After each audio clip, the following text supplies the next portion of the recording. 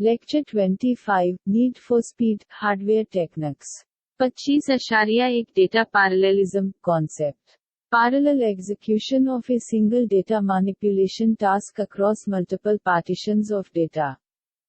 इस मेथडोलॉजी का कॉन्सेप्ट यह है कि एक सिंगल ऑपरेशन है और वो ऑपरेशन मल्टीपल पार्टीशंस के ऊपर सिमेंटेंसली परफॉर्म होगा। Partitions can be static or dynamic. Tasks executed almost independently across partitions। Partitions में tasks की जो execution है वो तकरीबन independently है। Query coordinator must coordinate between the independently executing processes।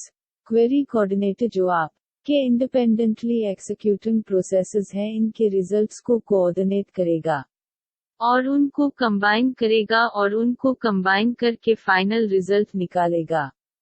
25.2 data parallelism Ensuring speed UP To get a speed up of n within partitions, there are enough computing resources।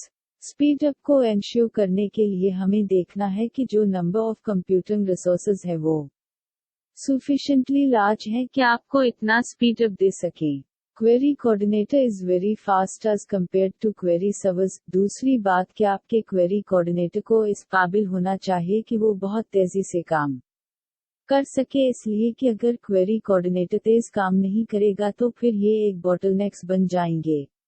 Work done in each partition almost same to avoid performance bottlenecks। अगर आप performance bottlenecks को avoid करना चाहते हैं तो फिर आपको हर एक पार्टीशन में वर्क डन को सेम रखना होगा। Same number of records in each partition would not suffice. Need to have uniform distribution of records WRT।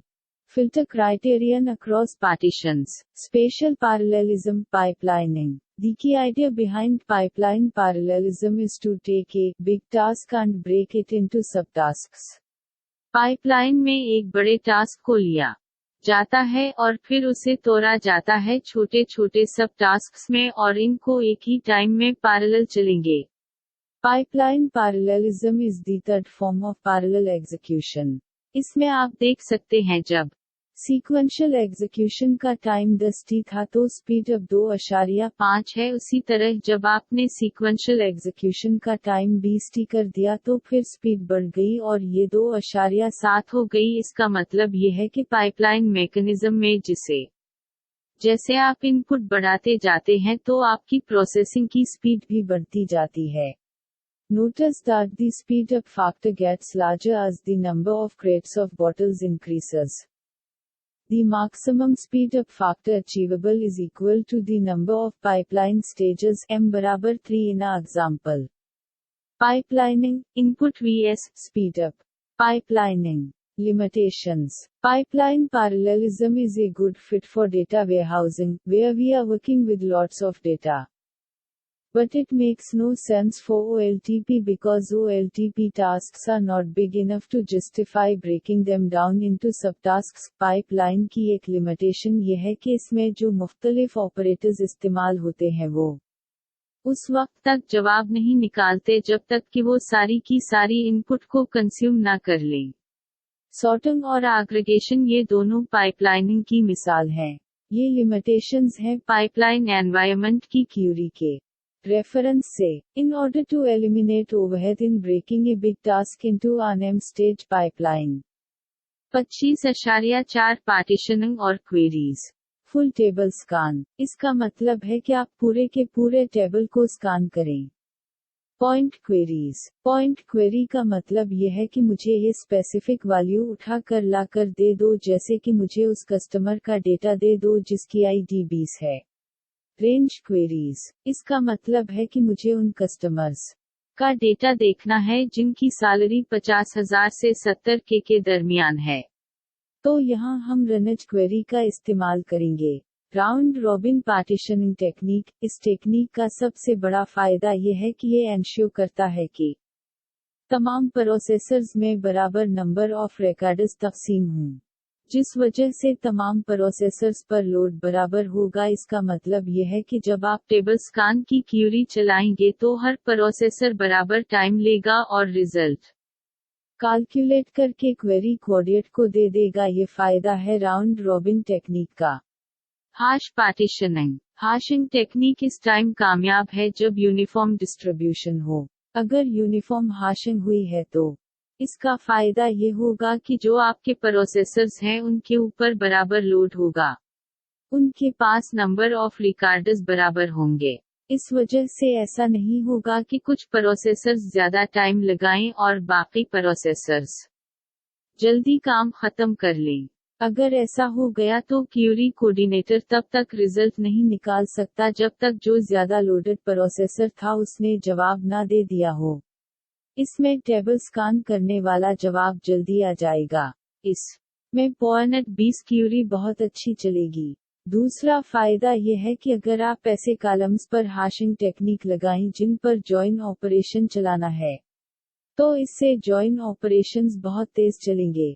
इसलिए कि जिन टेबल्स पर आपने जॉइन चलाना है और जो उनका कॉमन जॉइन पाथ है उस कॉलम के करस्पॉन्डिंग आप ऑलरेडी डिस्ट्रीब्यूशन कर चुके हैं। लेकिन इसमें हो सकता है क्लस्टरिंग ना हो। Range partitioning. इसमें होता है कि अगर आपने प्रॉपर रेंज की बेस पर पार्टीशनिंग कर दी है। वाली फीचर में देखें तो आप देख सकते हैं कि जो प्रोसेसर 2 है उसमें डेटा की क्वांटिटी 4 टाइम्स हाइट है प्रोसेसर 1, 3, 5 के मुकाबले में, और प्रोसेसर 4 के मुकाबले में ये 2 टाइम्स हाई है। ये अन इवन डिस्ट्रीब्यूशन हो गई प्रोसेसर्स में, इसे हॉट स्पॉटिंग कहते हैं। 25.5 स्क्यू इन पार्टीशनिंग। एट्रीब्यूट वैल्यू स्क्यू, इसका मतलब है कि एक कॉलम की जो स्पेसिफिक वैल्यू जो है वो सारी की सारी वैल्यूज एक ही पार्टीशनिंग प्रोसेस में चली जाती हैं। ये प्रोबलम रेंज पार्टीशनिंग में भी आ सकती है और ये हाश में भी आ सकती है। Partition skew. There can be two types of skews. One type of skew is dependent in the properties of the data. Handling skew in range partitioning, sort the data that would identify the clusters within the data. Then bases on them more or less equal, greater than or equal to, and less than or equal to. Partitions could be created resulting in elimination or reduction of skew. Barriers to linear speed up or scale up. We feel that as the number of processes increase, the speed up should also increase। जब हम number of process को बढ़ाते जाते हैं तो हमें linear speed up नहीं मिलता। इसलिए नहीं मिलता क्योंकि Amdahl's law ये कहता है। One is something called Amdahl's law, which limits how much faster we can go. Another problem is that it takes time to get the processes started.